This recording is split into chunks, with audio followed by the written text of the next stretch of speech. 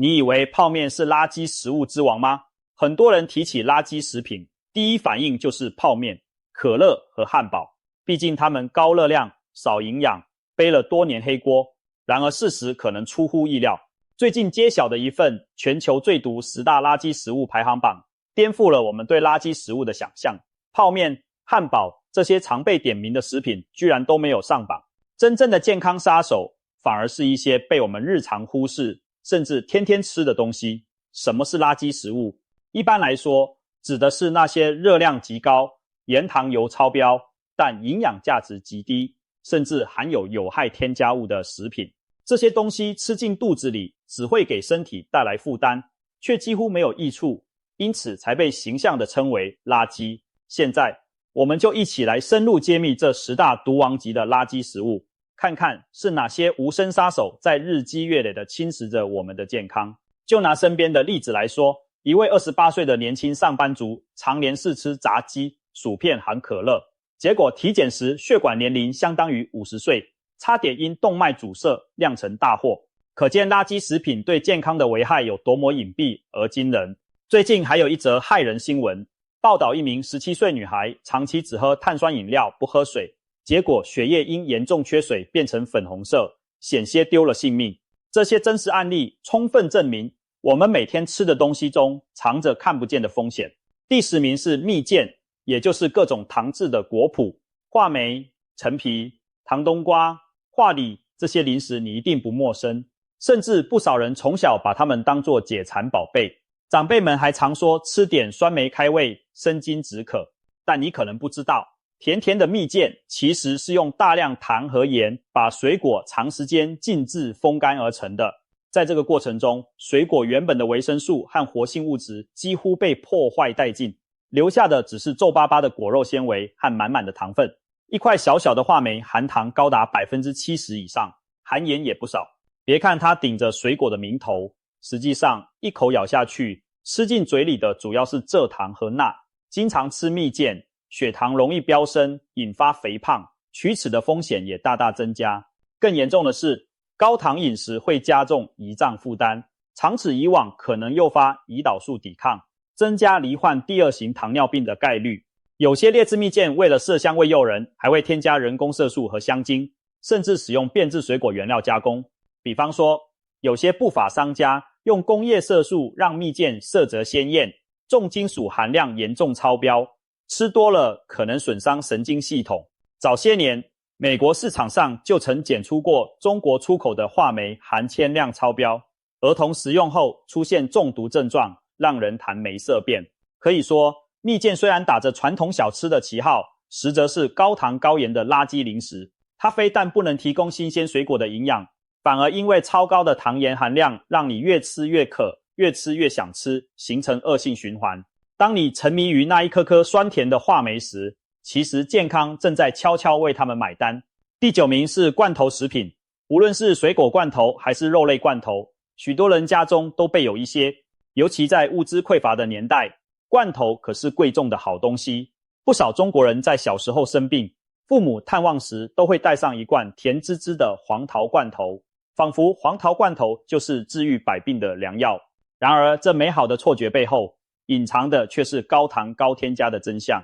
以黄桃罐头为例，制作时厂商往往挑选成熟度过高，甚至部分腐烂的桃子，削去坏掉的部分后，把剩余果肉泡在浓浓的糖水中煮制，最后装罐时再加上糖浆密封。一罐黄桃罐头打开，扑鼻的香甜气味其实主要是糖和香精的味道。一瓶糖浆黄桃入口，甜得发腻，糖度比可乐还高，可以说你吃的是带点桃子味的糖水罢了。长期吃水果罐头，摄入的糖分严重超标，可能导致体重上升、血糖波动，对胰岛功能很不利。同样地，加工肉类罐头，如午餐肉、焖猪肉等，则是另一个极端，盐和脂肪高得惊人。一罐午餐肉含钠量动辄上千毫克，一餐吃下一罐，几乎等于吞下一整勺盐。长期摄入如此高盐，高血压、水肿、肾脏负担加重，绝对不会缺席。而且为了让肉罐头好吃，厂商往往加很多肥肉和油，热量也爆棚。如果说黄桃罐头是甜蜜杀手，那午餐肉罐头就是咸香陷阱。同时，罐头食品为了长期保存，少不了添加防腐剂和抗氧化剂。例如，亚硫酸盐常被用于水果罐头做漂白和防腐，但过量摄入可能引起过敏，甚至损伤消化道黏膜。再者，罐头食品在高温密封的条件下保存，看似安全，但一旦制作过程稍有闪失，例如杀菌不彻底，还可能滋生肉毒梭菌这种致命细菌，引发严重食物中毒。因此，不管是甜甜的水果罐头，还是香浓的肉类罐头，虽然方便好吃，却暗藏种种健康隐雷，千万不能经常以之代餐或贪吃不计。第8名，饼干含蛋糕。下午茶来块小蛋糕，课间啃包饼干零食，听起来很惬意吧？如今各式各样的甜点蛋糕琳琅满目，许多人一不开心就想吃块蛋糕犒赏自己。然而，这些精致烘焙的点心可是妥妥的高油高糖热量炸弹。别以为只有小孩子才爱吃甜食，成年人每天咖啡配曲奇，老年人没事含块酥糖，这些习惯都可能在无形中损害健康。一块小小的曲奇饼可能含有30%以上的脂肪和30%以上的糖。那些入口即化的酥饼为何那么香？因为里面加了大量奶油或人造奶油。奶油富含饱和脂肪，过量摄取会提高胆固醇，人造奶油则含反式脂肪酸，更是心血管的头号大敌。反式脂肪会提高坏胆固醇，降低好胆固醇，加速动脉粥样硬化，增加冠心病风险。世界卫生组织早已呼吁各国禁用反式脂肪。据估计，每年约有超过50万人因摄入反式脂肪引发心血管疾病而过早死亡，可见其危害之大。此外，蛋糕饼干中的高糖不仅让人发胖，还会加速皮肤老化。糖分在体内与胶原蛋白结合，形成晚期糖化产物，导致皮肤失去弹性，提早出现皱纹。很多爱吃甜点的年轻人20多岁就长出了小细纹，这就是所谓糖化在作祟。长期高糖饮食还让大脑习惯高多巴胺刺激，变得越来越贪吃，正餐都不香，只想吃甜的，营养摄入更加不均衡。对孩子来说，甜食吃太多影响的不仅是牙齿，还可能因热量过剩导致肥胖和性早熟等问题。要知道，人体的消化系统需要各种膳食纤维和营养素协调运作，而饼干、蛋糕这类精致碳水几乎提供不了任何有益的纤维和微量元素。当正餐吃不下，零食却不停嘴时，身体迟早要亮红灯。看似精致诱人的饼干蛋糕，其实正在慢慢偷走你的健康和青春。下次再想拿起一块曲奇时，可别忘了里面潜伏的高糖高脂炸弹。第7名上榜的是汽水等碳酸饮料。炎炎夏日来瓶冰可乐，透心凉。含糖饮料带来的快感让人欲罢不能。很多人每天都要来一罐肥宅快乐水提神。然而你知道吗？一罐355毫升的可乐里，含糖量常常接近40克，相当于10块方糖的总和。而世界卫生组织建议成人每日添加糖摄入量不超过25克左右，一罐可乐便远远超标。这么惊人的糖分下肚，血糖会在短时间内急剧升高，迫使胰脏大量分泌胰岛素来降低血糖。长期反复如此，胰岛功能容易变得迟钝，最终走上糖尿病的不归路。含糖饮料中的糖大多是高果糖浆，比普通白糖更容易转化为脂肪，储存在肝脏，引发非酒精性脂肪肝。很多20-30岁的年轻人查出脂肪肝，罪魁祸首之一就是可乐奶茶这类高糖饮品。除了糖，碳酸饮料中的磷酸也值得警惕。经常喝可乐等含磷酸的汽水会干扰钙质吸收，导致钙从骨骼中流失。美国曾有研究指出，爱喝汽水的青少年骨折率明显更高，原因就是汽水让骨密度降低，更别提喝汽水对牙齿的伤害了。高糖再加上碳酸的酸蚀作用，牙齿珐琅质会被逐渐侵蚀。小孩子喝多了汽水，牙齿黑洞洞一片的例子并不少见。即使是无糖的健怡可乐，也存在甜味剂过量和酸性腐蚀的问题。有研究甚至发现，长期饮用无糖汽水的人，罹患代谢综合症的风险不降反升，可能与甜味剂扰乱肠道菌群和味觉有关。当然，适量喝一点汽水不会立刻生病，但很多人往往一喝就停不下来，把饮料当水喝，日积月累，健康终会出问题。他们之所以好喝，是因为高糖高酸带给大脑强烈的愉悦刺激，但短暂的痛快过后，藏着长久的危害。因此，用清水、茶水取代日常的含糖饮料，是给自己健康最好的礼物。第6名是腌制食品。中国人历史上很依赖腌制来保存食物，北方的酸菜缸，南方的咸鱼腊肉，都是老祖宗传下的智慧。在没有冰箱的时代，腌制食品提供了冬天宝贵的咸鲜滋味。然而，在现代生活里，这些传统美味却变成了健康隐患。腌制食品最大的问题就是一个字：盐。不管是酱菜、泡菜，还是咸鱼、腊肉，制作过程中都需要大量用盐来脱水防腐。结果就是腌制食物一入口，摄入的钠远远超过身体需要。世界卫生组织建议每人每日盐摄入不超过5克，可很多中国人光早餐那碟榨菜就含2克盐，再加上一日三餐其他隐形盐，超标很普遍。长期高盐饮食会使血压居高不下，伤害肾脏和血管弹性。更隐蔽的是，腌制过程中产生的亚硝酸盐，比如菜市场卖的腊鱼腊肉，表面泛着诱人的红色，这往往是亚硝酸盐在起作用。少量亚硝酸盐本身对成人问题不大，但它在胃里可能与胺类物质结合成为强致癌物质亚硝胺。研究显示，长期大量食用腌制食物的人，胃癌、食道癌等消化道癌症风险显著增高。例如，广东一些沿海地区传统上爱吃日晒咸鱼，那里的鼻咽癌发病率常年居世界前列，这与经常摄入咸鱼中的亚硝胺不无关系。除了癌症风险，腌制食品普遍辛辣刺激，很多酱菜还加辣椒，也会损伤胃黏膜，加重胃炎含消化不良的问题。再想想家庭自制腌菜的卫生风险，如果容器和环境不够洁净，肉毒梭菌这类致命细菌也可能在厌氧咸浓的条件下增殖，一旦误食含毒的腌菜，后果不堪设想。总之，腌制食物虽风味独特，下饭开胃，但就像隐藏的定时炸弹，在饮食中埋下高盐和致癌的风险。随着保鲜技术发达，我们完全没必要在每餐都以腌菜为伴，偶尔解馋无妨，但千万别因嘴上痛快而让身体吃苦头。第5名则是油炸食品，金黄酥脆的炸鸡，香气四溢的薯条，还有早晨热腾腾的油条，光听名字是不是就让人口水直流？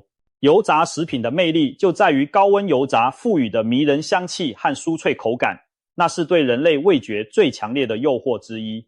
然而，正所谓乐极生悲，这些酥脆的油炸美味几乎是健康的头号公敌。首先，它们热量极高，一份中等薯条的热量等于2碗白饭，但吃完薯条你并不觉得很饱，因为缺少纤维和蛋白质等产生饱腹感的成分。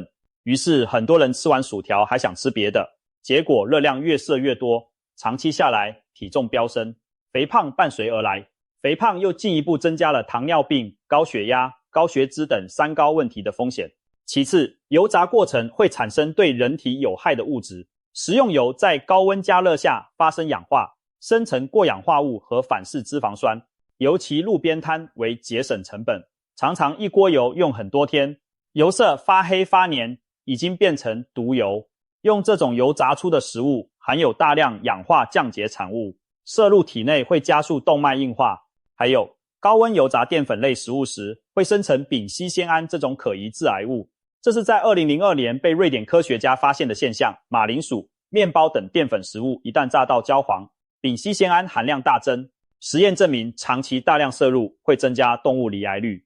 人类研究也提示，这种物质可能与肾癌、子宫内膜癌等相关。虽然偶尔吃点炸薯条不至于致癌，但如果你把炸鸡薯片当日常零食，那无疑是在累积健康风险。此外，油炸食品往往盐分也高，为了好吃会撒很多调味料，钠摄入又爆表，高油高盐共同作用下，心脏、肾脏都备受压力，血压、血脂纷纷上升。中医常说过，食油腻会上火，其实是因为油炸食物引起体内慢性炎症，使人长痘、喉咙痛、烦躁、失眠，这正是身体在抗议。从身材走样到内脏受损，油炸食品带来的伤害绝不是耸人听闻。管住嘴是一回事，更重要的是调节心态，别把吃炸鸡薯条当作解压良方，长远看，那反而是在透支你的健康账户。第4名不得不提假肉类的火锅料。天冷时约上3、5好友，吃火锅是人生一大乐事，各种丸子、饺、蟹棒在汤里一涮，鲜美 Q 弹，特别过瘾。然而，你吃进肚子的这些火锅料，真材实料有多少？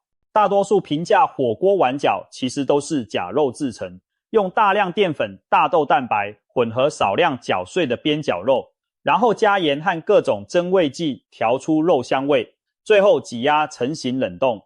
比如常见的鱼丸，往往鱼肉含量不到一半，其余全是增稠剂和调味料。蟹肉棒里可能压根没有蟹，只是调了蟹味的鱼糜加色素。至于街边常见的牛肉丸，多数是猪肉、鸡肉混合，通过添加牛肉香精来伪装出牛肉味。这些便宜丸子尝起来虽鲜，但营养价值低下，甚至还潜藏健康危机。有的不良小作坊为了降低成本，使用廉价的禽畜下水、碎骨泥作为原料，加工环境肮脏不堪。之前媒体曝光某黑作坊制作牛肉丸，竟然用猪肉拌工业石蜡来增加弹性和口感，听得人头皮发麻。更常见的是，很多火锅料在冷冻前都经过重咸重辣的调味卤制，含盐量惊人。一颗小小贡丸吃进去，大半是淀粉和盐，真正优质蛋白没多少。除了盐，火锅料往往还添加味精、磷酸盐等来保持口感，摄入过量对肾脏不利，并影响钙吸收。试想，一顿火锅下来，你可能吃了10几颗各种丸子，实际相当于吞下大把淀粉、盐和添加剂。这些物质可不会因为躲在美味的汤汁里，就对身体网开一面。当然，偶尔为之问题不大，但若你把这些丸子当主要蛋白来源，长期大量食用，难免营养失衡。火锅的乐趣在于涮各种新鲜食材，如果图方便，每次都投入大量廉价加工丸，最后涮火锅滋补，恐怕会变成涮火锅伤身了。第3名，加工肉类。这一项算是垃圾食物榜单上的常客，包括香肠、培根、火腿、腊肉、午餐肉等经过腌制、熏制或添加防腐剂处理的肉制品。很多人早餐爱煎2片培根配面包，中餐来根火腿肠凑合，或者下酒喜欢辣味拼盘。这些加工肉虽然美味方便，隐患却不容小觑。首先，它们普遍含有亚硝酸盐等食品添加剂。亚硝酸盐可以防止肉毒菌繁殖，并赋予肉鲜红色泽，但它在人体内可能转化为亚硝胺这种强致癌物质。国际癌症研究机构在2015年就把加工肉类列为1级致癌物。这个消息当年一出，引起轩然大波，许多人惊呼：难道培根和香烟一样有害？其实所谓1级致癌物，只是说有确实证据会致癌，并不代表危险程度和香烟相当。简单来讲，吃得越多，危害越大，不吃则无忧。统计显示，每天平均摄入50克加工肉，大约1根香肠，结直肠癌风险增加 18%。除了致癌，这类加工肉还有3高问题：高盐、高脂、高热量。一根普通火腿肠大约20厘米长，其中钠含量可能接近1000毫克，相当于 2.5 克盐，脂肪含量也可能超过 20%。尤其便宜的红色香肠，很多用猪板油粒加少许瘦肉拼合，再加淀粉填充，脂肪比例惊人。吃这么咸又油的香肠，心血管怎可能不受影响？经常吃加工肉的人，往往蔬果摄入不足，造成膳食纤维和维生素缺乏，进一步提高了慢性病风险。有人可能会问，自己腌的咸肉、腊肉是不是就安全？事实上，家庭自制腊味同样盐多，也会产生亚硝酸盐，并不比工厂产品更健康。更何况，工厂加工肉往往还额外加糖以提升风味，培根里常含糖，这又多一层代谢负担。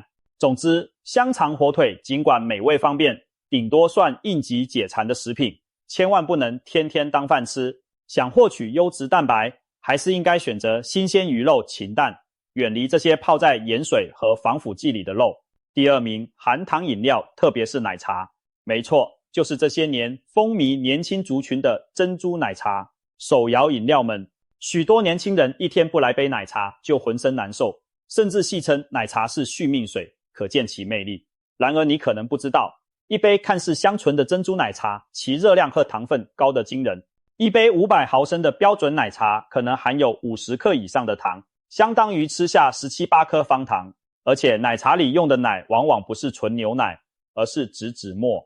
这种奶精其实是氢化植物油加乳粉和添加剂制成，其中的反式脂肪比天然奶油还多。换句话说，喝下一杯奶茶等于向血管里倒入了一杯糖油混合液，长期如此，血液中的甘油三酯水平飙升，脂肪开始在肝脏堆积，久而久之形成脂肪肝。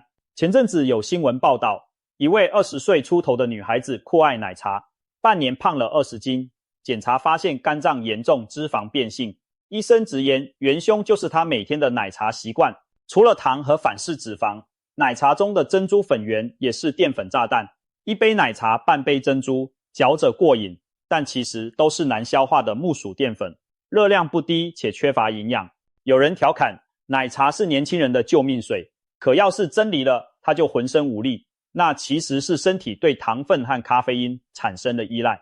没错，不少奶茶额外添加红茶或咖啡，含有一定咖啡因，喝完让人一时精神，其实对身体是双重刺激。从中医角度看，奶茶这种又甜又冰，许多年轻人爱加冰的饮品特别伤脾胃阳气。所谓甜入脾，适当吃甜有益，但过度则伤脾生痰。那些天天一杯奶茶的人，不仅脾胃运化会变差，痰湿内生，时间长了免疫力下降，反而更容易疲倦生病。可以说，奶茶给年轻人带来一时的满足，却可能埋下长远的隐患。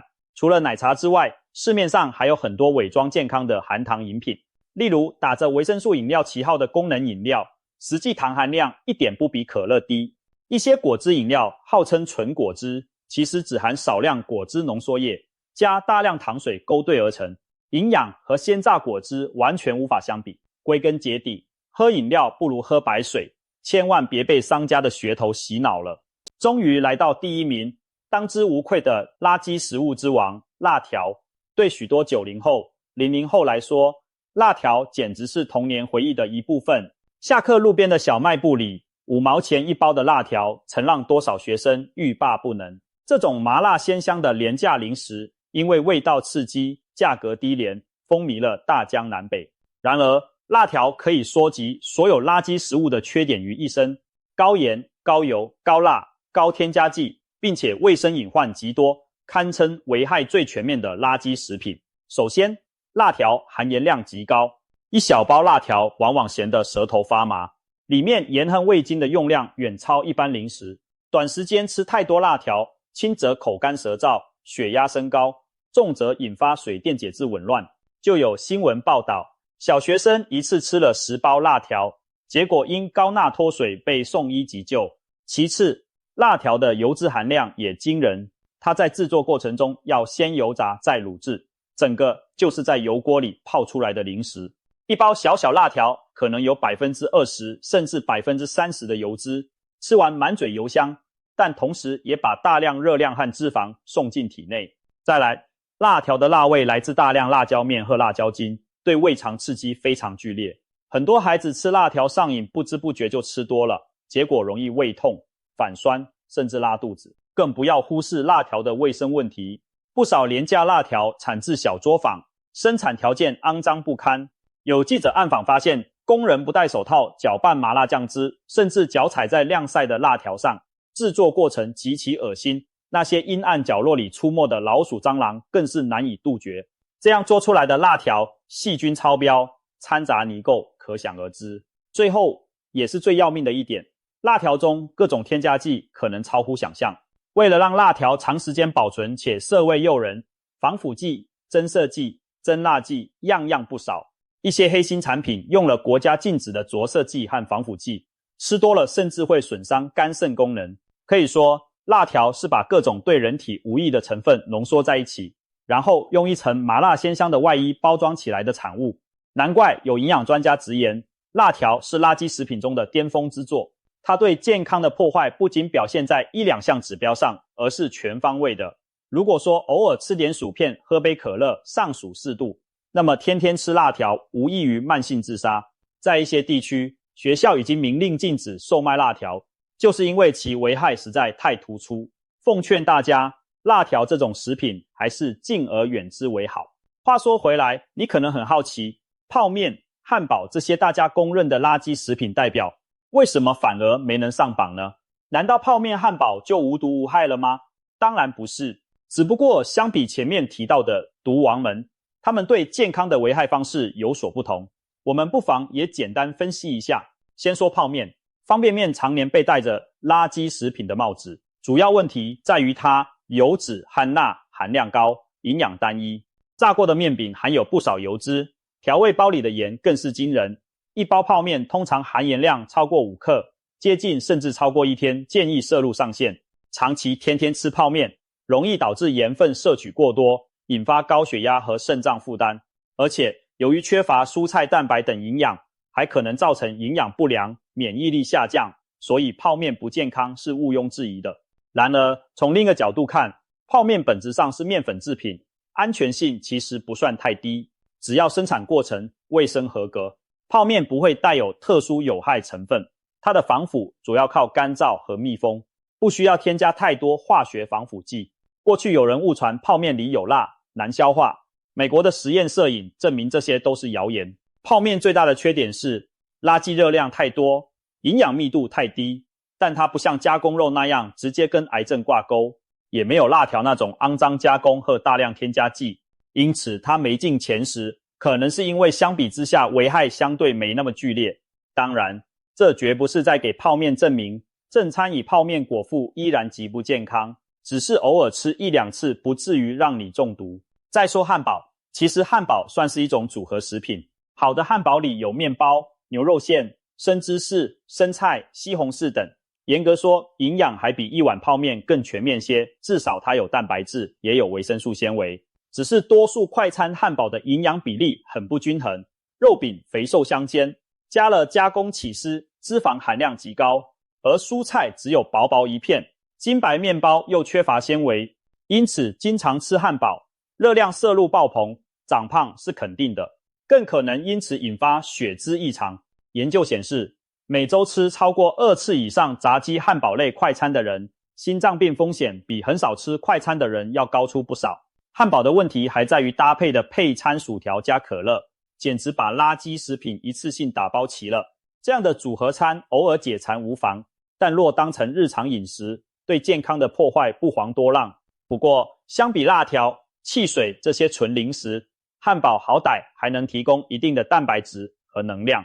如果你吃的是自制的相对健康的汉堡，比如用全麦面包夹瘦肉饼和丰富蔬菜，那甚至可以算是一顿营养餐。因此汉堡没上榜，可能是因为它的健康危害更多取决于食材搭配和食用频率，而不像上述那些毒王食品成分中就隐藏着明显的风险因素。总而言之，泡面汉堡虽也是垃圾食品，但和榜单中的10强相比，或许毒性略逊一筹。当然这也是相对而言，千万别因此就放心大胆天天吃泡面汉堡，它们带来的健康隐忧同样需要谨慎看待。值得注意的是，近年来我国成人超重肥胖率已超过 50%， 儿童青少年肥胖率也在快速攀升，这背后就与高热量垃圾食品消费增加脱不开关系。更重要的是，这份榜单提醒我们近年来的饮食习惯问题，真正威胁健康的往往不是偶尔大吃一顿，而是日复一日的坏习惯。不少人以为不抽烟不喝酒就万事大吉，却忽视了餐桌上的隐形杀手。肥宅快乐水的甜蜜，腌肉熏肠的风味，香酥油炸物的口感，这些都在悄悄毁坏你的血管和脏器，而且往往让人上瘾，难以戒除。此外，食品工业也在想方设法锁定你的味蕾，许多零食饮料在研发时就通过精准计算愉悦点 Bliss Point， 调配出让人一吃就上瘾的完美糖烟油比例。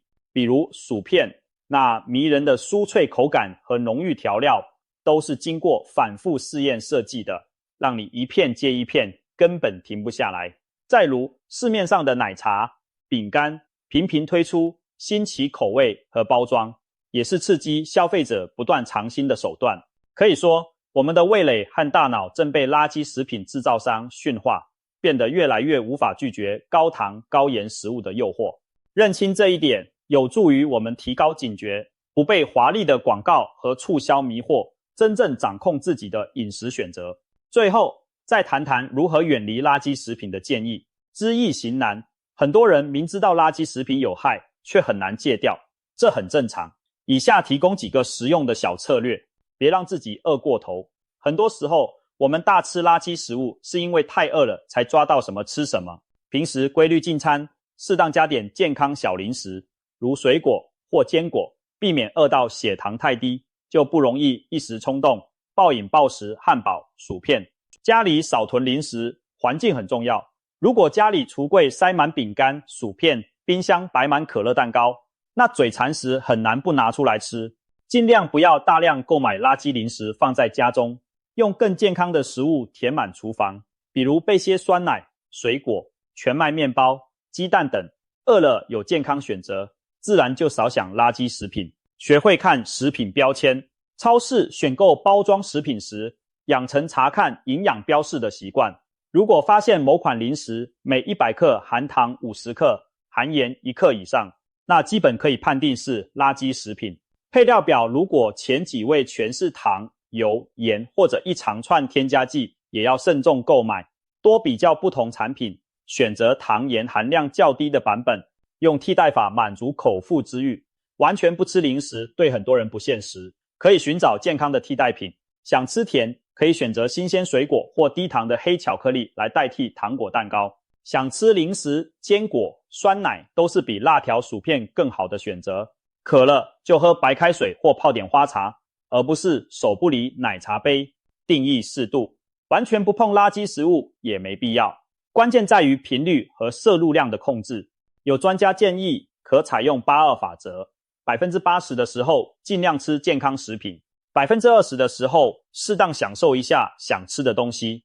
比如一周中有1-2餐稍微放纵，吃点炸鸡奶茶，但其他大部分餐食保持清淡均衡，这样既不会觉得人生无趣，又能保障整体健康。培养健康的爱好，有时候无聊和压力会驱使我们翻零食柜，不妨培养一些替代行为，例如运动、听音乐、画画等。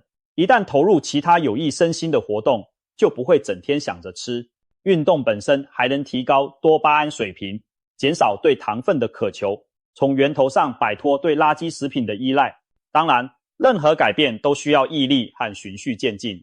刚开始戒掉心爱的零食，可能会感到痛苦，但当你慢慢尝到不吃垃圾食品，身体变轻盈、精神变好的甜头后，就会更有动力坚持下去。记住，健康的生活方式绝非一朝一夕养成，重要的是每天都比昨天更进步一点点。戒掉垃圾食品不是苛待自己，而是爱自己的一种表现。就有这样的例子，我的一位同事原本每天2瓶可乐，不离手，零食不断，一度体重超标，检查出脂肪肝。在医生建议下，他痛下决心戒掉含糖饮料和垃圾零食，改为健康饮食。1年下来，他减重15公斤，脂肪肝消失，血压、血脂都恢复正常，人也变得特别有精神。可见远离垃圾食物带来的改变是实实在在的。看完这份10大垃圾食物榜单，你是不是大跌眼镜？泡面和汉堡虽然不健康，但至少能作为主食提供一些基本热量和碳水，而上榜的这些毒王食物则几乎只有负面作用。当然，这并不表示泡面汉堡就变得健康了，它们依然油盐偏高，缺乏营养。只是相比之下，上述10种食品对身体的伤害更隐蔽、更深远。我们需要谨记，珍爱健康，远离垃圾食物，才能长长久久地享受美食与人生。